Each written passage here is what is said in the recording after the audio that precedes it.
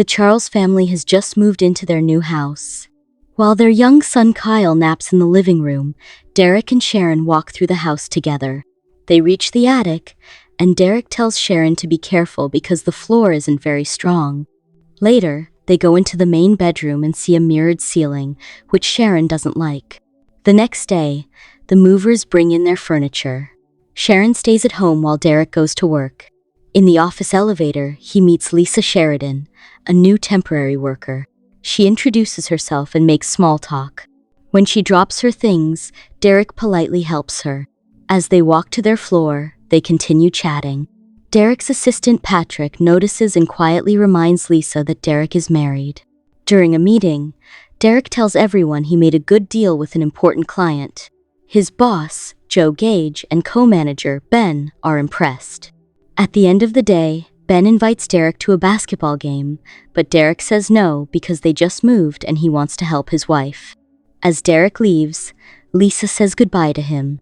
Later, she looks up her boss's information on the work computer.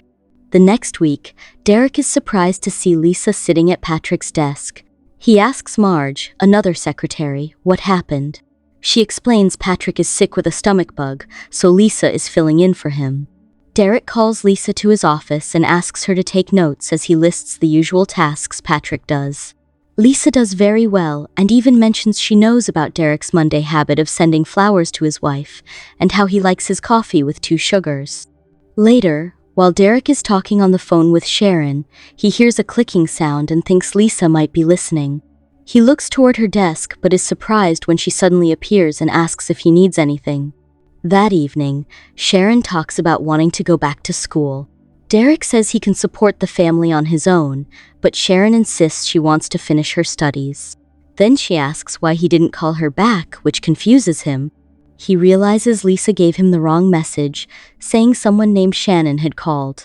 Sharon asks if the temporary secretary is attractive, and Derek says she looks plain. Feeling annoyed, Sharon tells Derek to replace the secretary. He agrees. The next day, Sharon and their son Kyle visit Derek at work, just as Lisa brings him his coffee. Derek introduces Sharon to Lisa. The secretary says their son is good-looking, just like Derek, which makes Sharon uncomfortable. After Lisa leaves, Sharon warns Derek to be careful with the secretary's intentions, but Derek doesn't take it seriously. While the family walks around the office, Lisa quietly goes into Derek's office, looks through a CD collection, and stares at a family photo. The next day, Derek sees Patrick back at work after being sick. He notices Lisa is sitting at Marge's desk. Lisa explains that Marge caught the same stomach bug Patrick had, so Lisa is filling in for her. Later, Patrick tells Lisa he knows she has been listening to their boss's phone calls. Lisa admits it with a smile and reminds him that he does the same. To get the latest office news, Lisa asks Patrick to go out for drinks, and he agrees. At lunchtime, Derek finds Lisa crying in the office pantry. She says sorry for being upset, but Derek kindly sits with her and offers to listen. Lisa says she just ended a relationship. Derek comforts her, saying she will find someone better soon. She tells him she wishes for a perfect relationship like his with Sharon, but Derek says every couple has problems. To cheer her up, Derek says that if he were single, he would ask her out. This makes Lisa feel better. Just then, Ben arrives and interrupts them. He asks if anything is happening between Derek and Lisa, but Derek says he was only helping her with a personal problem. Later that day, Derek gets a thank you note from Lisa. Inside, she includes a CD from his favorite singer, which she learned about when she saw his CD collection a few days before. Before the office Christmas party, Derek is eating at a restaurant when Lisa comes to join him. She is wearing a black dress. After the meal, she orders a martini for both of them, even though Derek doesn't want one. At the party, Derek dances with Marge while Lisa watches. Then Lisa joins them and dances very close to Derek. They end up standing under the mistletoe, and before things go too far, Derek says he's had enough to drink and leaves the party. He goes to the men's room, and Lisa follows him. She tries to kiss him, but Derek stops her and tells her to stop. Feeling upset, Derek leaves the party and drives home. He checks on his son before lying down next to his wife. He tells her nothing important happened at the party. The next day, Derek stays away from Lisa, but she acts like nothing happened. After work, when Derek gets into his car, Lisa suddenly gets in too. She says sorry for what she did. Derek tells her they should forget about it and move on. Then, she surprises him by taking off her coat to show she is wearing very little. Derek quickly asks her to leave the car, which makes her angry. When Derek gets home, he plans to tell Sharon that he will be late and wants to explain everything. But Sharon just finished talking on the phone with her sister, whose husband cheated on her. Derek feels it's not the right moment to talk about Lisa. He decides to tell Human Resources about the situation, but Hank tells him Lisa already quit. Derek feels confused but also relieved. Derek then enjoys Christmas with his family, thinking the problem is over. After a New Year's Eve party with Sharon, Derek gets an email from Lisa. It opens many windows on his computer, all showing the same picture of her. Derek quickly closes them before Sharon comes back from the bathroom. A few days later, Derek goes on a work trip to a conference with his co-workers. While relaxing by the pool, a waitress brings him a drink from a woman at the bar. He sees a woman in a red dress and thinks it might be Lisa. He steps away to call his wife. Suddenly, Lisa comes up to him, so he ends the call. Derek tells her he is happy with his wife and would never be unfaithful. Lisa says she quit her job because she thought working together was the only problem. Derek doesn't know she put something in his drink. She gives him her room number before leaving, and he feels upset. Later, Derek feels weak and unsteady as he goes back to his room. Lisa enters and forces herself on him. The next morning, Derek wakes up confused about what happened. During a meeting, someone tells him Sharon is waiting in the lobby, but when he arrives, he finds Lisa instead. She pretends to be his wife to get him out. Derek tells her to stop and leave him alone.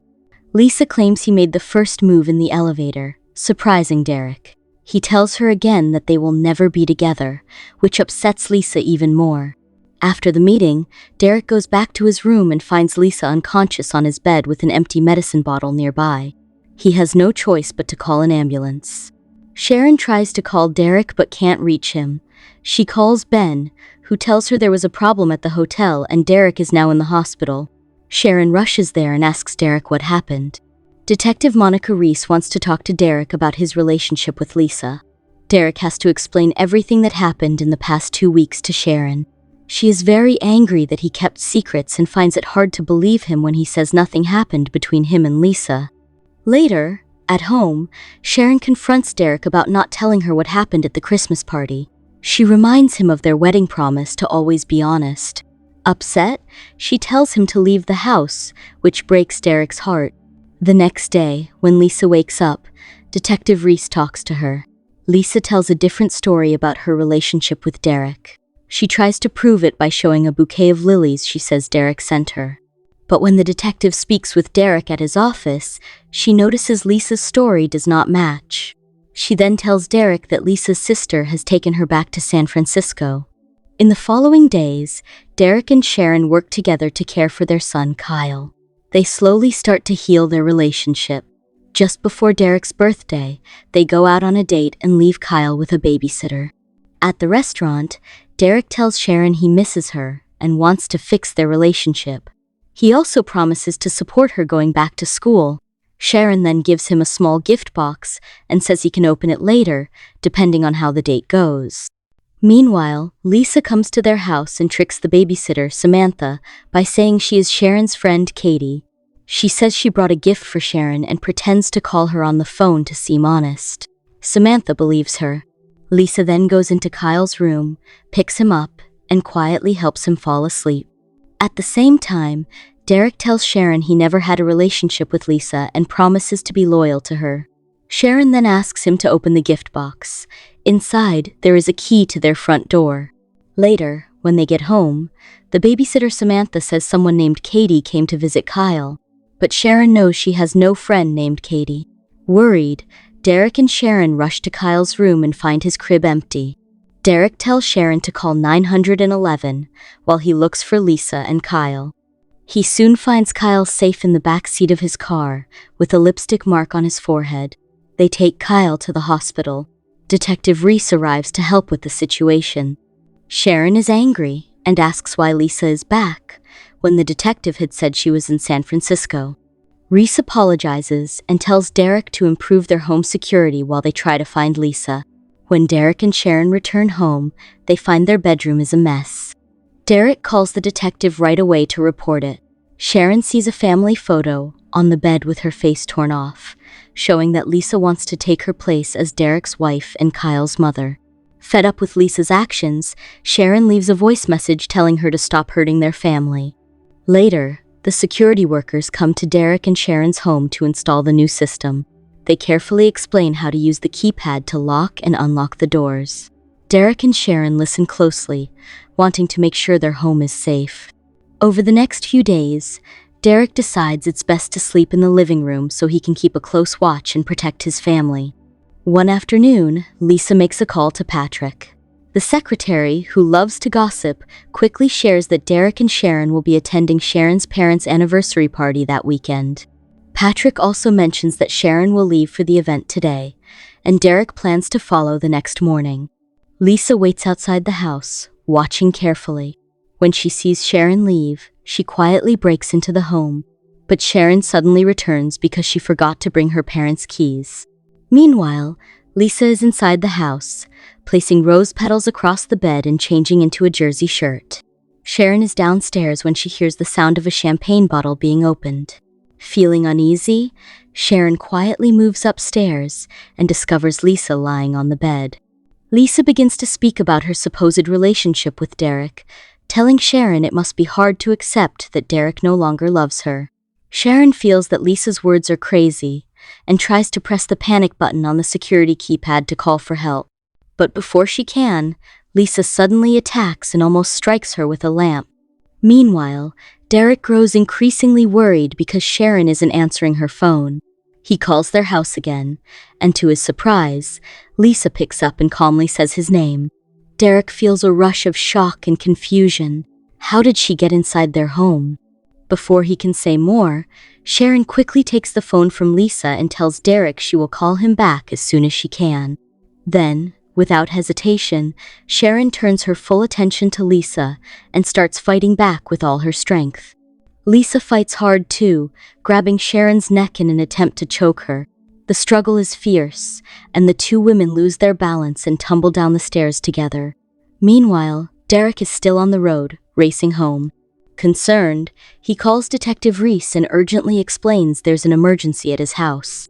Lisa manages to slip away from the fight and hides in the attic, trying to stay safe. But Sharon follows Lisa upstairs, and their fight continues, growing more intense. Using quick thinking, Sharon taunts Lisa and carefully leads her toward a weak spot in the attic floor. Suddenly, Lisa falls through the broken floorboards but manages to grab onto the edge to stop her fall. Sharon reaches out her hand to help her up, showing a moment of pity. However, Lisa surprises her by trying to pull Sharon down with her. Realizing what's happening, Sharon quickly pulls her hand away. Lisa then falls again but manages to catch hold of a nearby chandelier. She hangs on for a moment, struggling to hold her grip. Finally, she slips and crashes onto a glass table below. Though badly hurt, she's still alive. Then, the loosened chandelier falls, striking Lisa and causing a fatal injury. Soon after, Detective Reese arrives with the police. Derek rushes to Sharon and holds her tightly, overwhelmed with relief. Sharon looks at him and says softly that their nightmare is finally over.